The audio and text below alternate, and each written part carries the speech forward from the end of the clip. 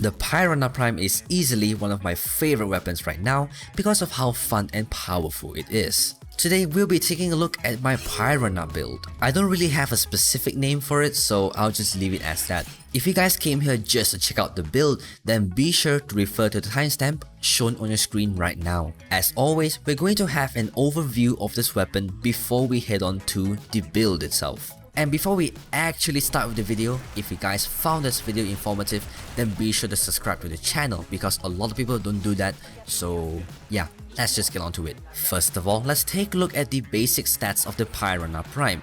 And I gotta tell you, it's actually pretty good. 24% critical chance, 2.2 times crit multiplier, and 3.6% status chance. Now, that status chance that you just saw that is actually not the same as what you would normally see. This is per projectile based status chance. Is this considered high? I have no idea. But what I could say is that during my testing, I do see a lot of status effects being procced on the enemies. I guess you can say that this weapon is pretty reliable in the status department. When you compare the Pyrana Prime with its regular version, you are getting slightly lower base damage and slightly lower fire rate. However, you are getting better critical chance, better crit multiplier, status chance, and even damage fall off. This weapon has a damage fall off of 18 meters to 36 meters. Is 18 meters considered a lot for damage fall off? Well, yeah, it is actually quite a lot. This weapon is going to be a king or a queen, however you look at it, when it comes to CQC or anything that requires you to shoot someone's face in point blank range. Because of this fully automatic shotgun plus the amazing stats that you have, this weapon is another DPS king that we're looking at right now. The other reason why this weapon is so powerful and fun to use is because of its passive. When you kill 3 enemies within 2 seconds, it will turn this weapon into an akimbo with double the magazine size and firing speed. So this is going to be pretty useful when it comes to dealing with groups of enemies, especially when they're lined up. So before we take a look at the build, I just want to go over some other stuff about this weapon. Mainly Riven disposition and damage fall off. Its Riven disposition is only 1 out of 5, which means Rivens are not going to be that useful on this weapon. But it is not that big of a surprise because this weapon is already quite powerful, even without a Riven. And then about its damage fall off, from 18 meters to 36 meters, you are going to see this very nice graph over here. As you can see, from 0 to 18 meters, you're going to deal 100% of your weapon's damage. However, when it comes to 18 to 36 meters, it's going to reduce in damage following a linear scale, just like any other weapon with damage fall off. So I hope you understand a little bit about the damage fall off with this Pyrana Prime. Now, let's talk about the build. So here we go. Don't mind the goodbye Jojo on the top there, let's just take a look at the build itself. First of all, we have the 360-60 mods here, which are Pistol Pestilence, Frostbite, and Scorch. Pistol Pestilence and Frostbite is going to make up viral damage because it is Toxin plus Cold after all, and then Scorch on its own is just going to increase heat damage.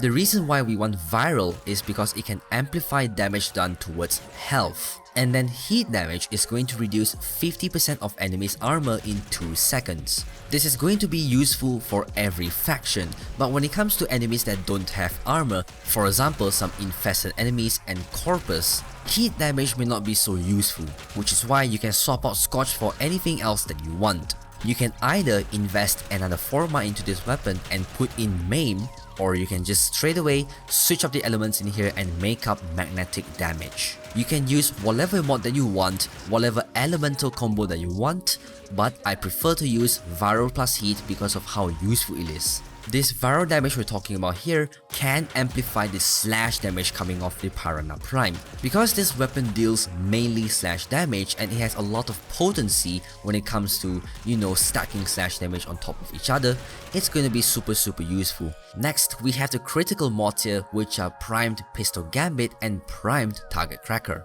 If you don't have the primed version of these two mods, you can just use the regular ones and they work just fine. But you won't get the same amount of DPS that you will see in this video, so do keep note of that.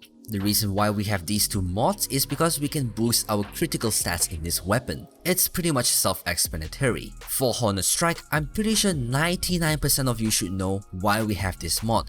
It's just to increase the base damage of this weapon, to give it more potential when it comes to critical hits and status effects. And then we have Lethal Torrent and Barrel Diffusion. These two are our multi-shot mods. These two mods are going to indirectly increase our status chance. By increasing your pellet count, it's going to give you more opportunities to land more status effects. Which is why when you use this weapon, you can actually land a lot of barrel procs in one shot, and then by the time you hit your second shot, it's probably going to hit the maximum amount of barrel procs you can have, which is 10. And at 10 barrel procs, it's going to give you a maximum amount of 325% damage amplification towards health. So that is a really good thing. Another thing is Lethal Torrent is going to give you some extra fire rate, which makes this weapon a little bit more fun to use. When it comes to your akimbo mode, it's going to be even more faster, so that means even more fun.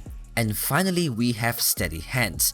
This mod reduces recoil on our weapon. The Pyrana Prime is good and all, but when it comes to recoil, it is an absolute bitch. This thing kicks up really high and it's so sickening to look at it, which is why we have Steady Hands to reduce the recoil of this weapon, which makes this weapon way much more usable. The reason why I came to like this weapon is because of its performance, but when I knew that its recoil is just this bad, it really needs the Steady Hands mod. Once you have this mod in there as a band-aid, whatever you call it, it's gonna be way much more better, and I promise you, some of you are going to love the Pyrana Prime. Because again, it's so fun to use this weapon. Most weapons don't really need the Exiles mod slot, but when it comes to the Pyrana Prime, we desperately need it because we just want to put the Steady Hands mod in it. I have repeated this same thing over and over again, so I do hope you guys get the idea of how important this Steady Hand mod is. And we are pretty much done with the build. I'm not going to show you guys a demo in the simulacrum because some certain people don't really like to see us in that place, so I'm going to give you some variety gameplay. But again, it still includes the simulacrum because I want to show you guys the performance against heavily armored enemies, which are these level 150 heavy gunners. And then followed by that is going to be some gameplay accompanied with some good music, courtesy of Epidemic Sound. We're gonna have some quality music here, boys. Before we head to the demonstration and the extra gameplay, which is basically an excuse to stretch this video to 10 minutes long, I just want to close the video first. Thank you everyone for watching this video. If you guys found this video informative, then be sure to leave a like, write a nice comment, and please consider subscribing. If you guys want to support me, then be sure to check out my Patreon page. The link is in the description below. Hope you guys enjoy the gameplay later, and I'll catch you guys in another video when you're done watching. Goodbye.